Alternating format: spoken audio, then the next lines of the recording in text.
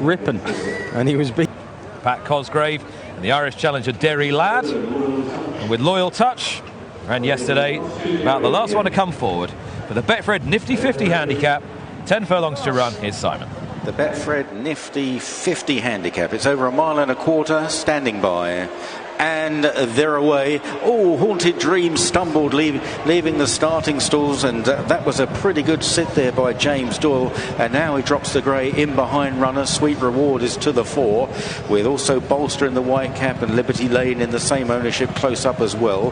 Killybegs Warrior in the orange green stars on the inside. Out wide is King's Code, followed by City Streak, and then behind those is Lord Melbourne and Loyal Touch in the blue and white jacket on the inside, followed then by Haunted Dream and Mysterious Love and Derry Love, and Paradias is towards the back of the field with I Still Have Faith on the inside, light blue silks, just about the back marker.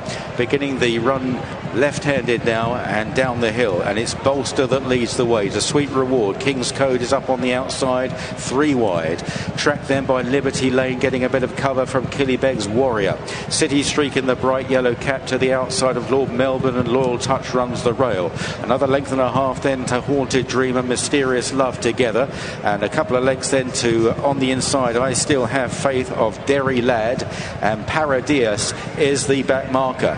Running on down the hill, passing the 5 furlong marker. Bolster leads the way in this Betfred Nifty 50 handicap. It's Bolster from Sweet Reward. Haunted Dream running a little unevenly down the hill. It's been a troubled passage. It's still Bolster then from Sweet Reward as they round Tattenham Corner, followed by King's Code. On the inside, Killybegs Warrior. Liberty Lane has every chance from there. They're chased by Lord Melbourne. Loyal Touch is locked away. The inside will need plenty of breaks. Out wide is City Street. Haunted Dream now coming there pretty strongly as they race on down the home straight, and it's Bolster trying to fend off multiple challengers. Sweet Reward second, King's Code. Here's Haunted Dream blasting down the outside from Killybegs Warrior. Paradias from the back of the field. Bolster clinging on from Haunted Dream. Out wide is Paradias as they run down to the final furlong. It's Bolster by a couple of lengths, kicks again from Haunted Dream. Paradias charging down the outside. Bolster all the way, 3 lengths to Paradias, racing up towards the line. Bolster in the hands of Pierre-Louis Jamin is going to hold on. Bolster wins from his second. Paradias. Derry Lad making very good progress down the outside for third, then Haunted Dream, and they're followed by Lord Melbourne and Mysterious Love. Dictated the tempo and stamped his class. Bolster has won 2 from 2 now for new trainer R Burke, for whom it's a double on the day. Pierre-Louis Jamin in the second colours of Sheikh Mohammed Abeid beats Paradias back from a spell hurdling with an excellent run on the flat. Derry Lad is flying home. Horrible run through the race for Haunted Dream, who's run remarkably well and was hanging late as well. But Bolster, with cut in the ground, he's pretty effective. He's not, I don't think, going to be in too many handicaps for too much longer, Martin. No, I think that's right. He's a horse that we've only seen 6 times in his career now. He's won 4 of them, and every time that he's encountered ground that's been softer than good, he has an unblemished record. Pierre-Louis Jamin been able to dictate the pace, maybe surprisingly so to some extent. They seem to steady things mid-race. Right, the start, Haunted Dream drawn on the outside, the grey. James Doyle does wonders here to sit this. Stall 13. Oh. Take a bow, and it didn't really check his momentum. He gets across and he gets position. Ends up in quite a good position, and that's because, amongst others, Sylvester de Souza had driven forward on Sweet Reward, navy and yellow. Sheen Murphy, yellow cap, City Streak had driven forward, and the Abeid horses are up there as well. It meant James could slot in. He didn't get any kind of run of the race thereafter, though, really, did he? No, he didn't, and he's got pushed wide a little bit on the turn. But this is the point here where Sylvester was driving forward on Sweet Reward early, but once he got his position, he was happy to just sit and wait on the shoulder of your eventual winner, Bolster, and I think that pace has held up to some extent. Paradias has run a massive race from off it, and he's stayed on really stoutly. So your second and eventual third are sitting last and second last, and your winners up front setting 13.5 second furlongs over 10 furlongs. Huge runs from Derry Lad and Paradias in the circumstances. And the winner, Bolster, was conceding Paradias £8 and was conceding £1.06 to Derry Lad. It was a pretty elongated handicap, this, because he had some quite classy horses in here.